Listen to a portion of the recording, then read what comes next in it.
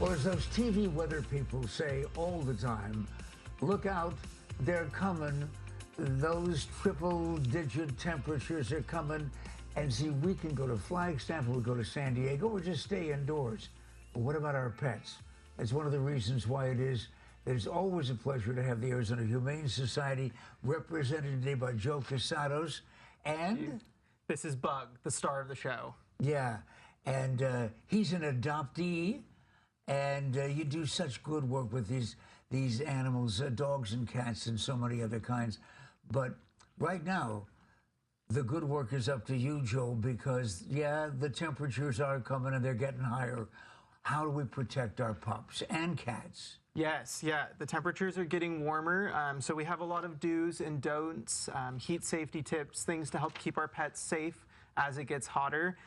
We definitely want to make sure that we're providing enough cool drinking water, shade. Bring your pets inside, especially when it gets hotter out, and don't leave them in hot cars. Believe it or not, even if it's only 80 degrees out and you feel like it's not that warm, a car can heat up really quickly. And people run in for a quick dash. They say, I'm only going to go in for one thing to the convenience market, and they come out and the dog is gone. Right, and so cars can heat up a lot faster than many people think, and a dog in a hot car is basically sitting in an oven. So if you do see a dog in a hot car left alone, please call 911. We want to get help out to them immediately, and make sure you're bringing your dogs in with you if you're taking them out on a car ride or going to the store or anything like that. Well, what about taking them out on a walk? This is a big dog walking community. Right. You see them everywhere all the time. But what about in the middle of June, July, August? Absolutely, yeah. We have a very active community in Arizona, which is amazing, especially for those big dogs that like to get out and spend a lot of energy. We highly recommend doing walks early in the morning, late in the evenings after it's cooled down, but always make sure you put the back of your hand on the pavement first. Check to see if it's hot. If it's too hot for your hand, it's going to be too hot for your pet.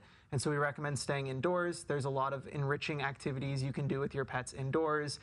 Make some frozen treats in the freezer. Let them play with those. That'll help keep them cool and entertained while they're inside for a while. Okay, now I'm going to ask you a question that I've always wanted to know the answer to. Absolutely. From a professional. Okay, you ready? I'm ready as I can be. Highly controversial. What about the booties? We have booties for our dogs, and in each case, the dogs don't like them. And they keep doing one of these. All of a sudden, it's a gypsy dance. Yes, absolutely. Okay, but what about the importance of them, or is it just a fad? No, absolutely. I mean, we need to protect the pads on our pets. Their paw pads are very sensitive, and so if they need to go outside and it's hot, we highly recommend using booties.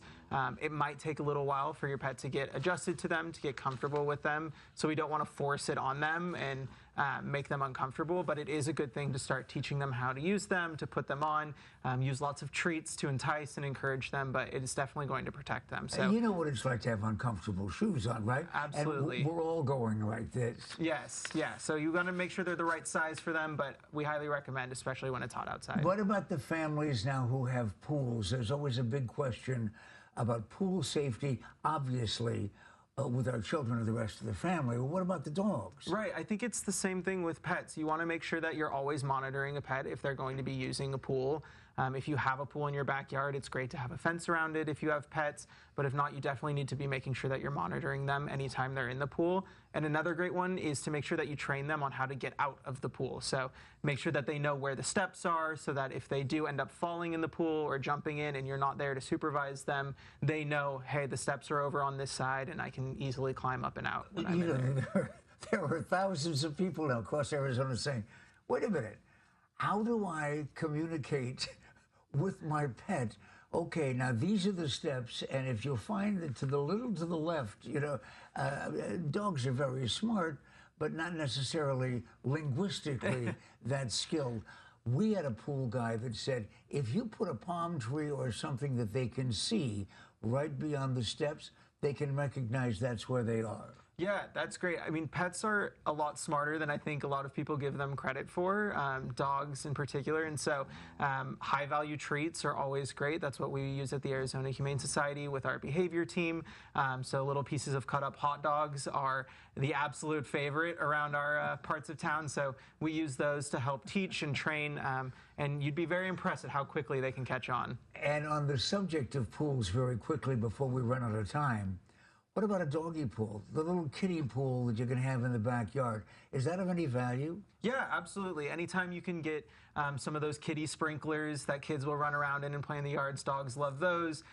Little pools that they can be climbing around in. You just obviously want to make sure that if you have it filled up and it's deep enough for them to be swimming or fully inside of it, that you're monitoring them, because we don't want anybody getting injured while playing in there. And since we can't cover every possible summertime dog problem in 5 minutes, absolutely. Why don't you let everybody know where they can call with questions at the Arizona Humane Society? Yeah, we have plenty of heat safety tips, tips for keeping your dog safe as it gets warmer. So you can visit azhumane.org/nohotdogsaz, and that will give you all the information that you need. You'll get tremendous service, of course, always at the Arizona Humane Society, no matter who answers the phone. You might tell them that you're a friend of Joe Cavato's that you met here on Channel 7. Oh, and mention Bug the Pug. That'll help, too.